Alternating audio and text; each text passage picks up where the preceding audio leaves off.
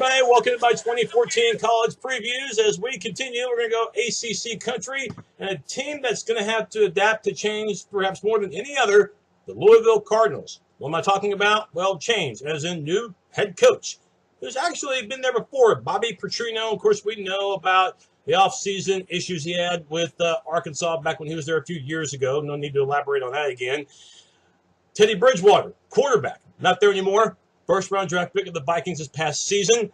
And big changes, too, because Louisville no longer playing in the AAC, the American Conference. They now bump it up to the Atlantic Coast Conference, the ACC, and the Atlantic Division, which has Clemson and Florida State, two teams that won major bowl games a year ago. And, of course, the Seminoles, the defending national champions. So for Louisville, change, and more change. And, of course, we mentioned Bobby Petrino. He's getting another shot at coaching major college football. Of course, he was there just a decade ago, went 41-9 while he was there. So he knows a thing or two about winning and knows a thing or two about offense. So despite losing Bridgewater at quarterback, Louisville returns a lot of offensive weapons, a team that scored 35 points per game under head coach Charlie Strong a year ago.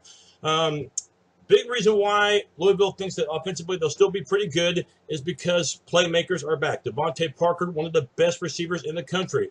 He's back, and complimenting him should be Eli Rogers. It should take a little bit of heat off Parker. Ground game, don't forget about Dominic Brown. He could play, and you return most of your offensive line.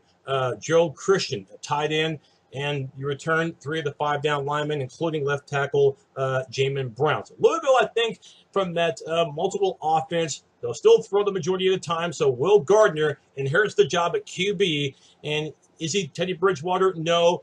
Can he be a serviceable quarterback under Petrino as head coach and also with the weapons around him? Certainly he can. Looking at defense, this is a big reason why Louisville over the past few seasons was so successful. Their defense was second in the country in points allowed, but number 1 in the country when it came to yardage allowed. They were stout. Around 250 yards per game is what they allowed, just under that. And when you can do that, yeah, even when your offense has off days, you can still win games because defense wins games. But I don't think their defense will be as good this year, one, because you lost 7 starters, including a couple of first-round NFL draft picks. You can't replace that. Plus 2, Charlie Strong, when he was there, of course he's at Texas now, was so defensively minded, plus his staff knew defense too. So you're going to take a step back. That doesn't mean, though, that Louisville will slouch on defense. I still think because they had players in that rotation last year who will be new starters this year, I think they did get valuable experience. So look for guys like D'Angelo Brown at nose tackle, as well as Sheldon Rankins at defensive end to step in. Linebacking core, you return 2 of them in the form of Lorenzo Malden, who will move now to outside linebacker, and also to James Burgess. Keith Brown's going to be the wild card. He was an All-American freshman linebacker, All-American on the freshman team 2 years ago. Had knee problems, so pretty much 2013 was a no-go for him. So if he looks like the Keith Brown of 2 years ago, entering this year from that knee injury, watch out. He could be back on track. Corners, got experience there. With Charles Gaines and Terrell Floyd, that helps. But the safety position, that's going to be the area of inexperience for the Cardinals, and they're going to be extremely thin there as well. Calvin Parker was a first-round draft pick, so losing him stinks, but also, too, Hakeem Smith was just as valuable. You don't have him. So James Sample, they think he could be a good one.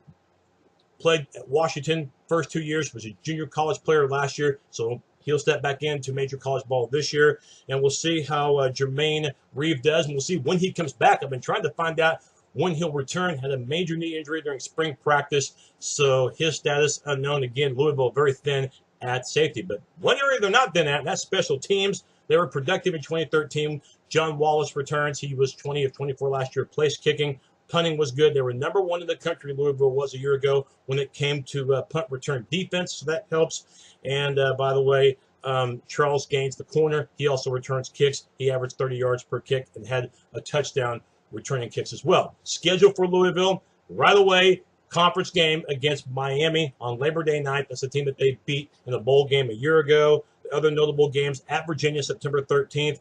October 11th, their toughest game to date at Clemson. Won't be easy playing there at Death Valley.